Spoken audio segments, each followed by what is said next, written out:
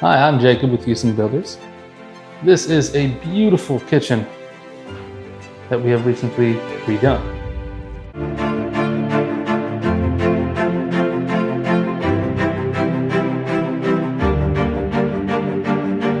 This was a walk-in pantry drop-down ceiling. Now, fortunately, there was a reason for that. There were ducts that can't be moved anywhere else.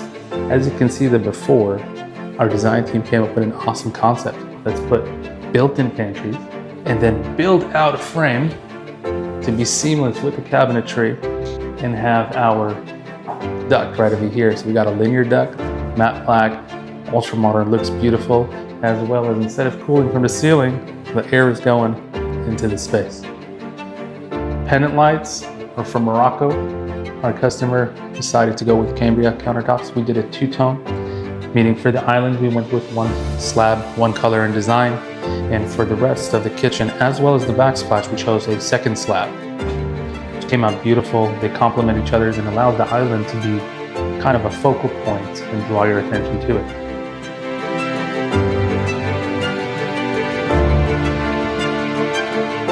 If you want to remodel your kitchen and transform your home, call us today.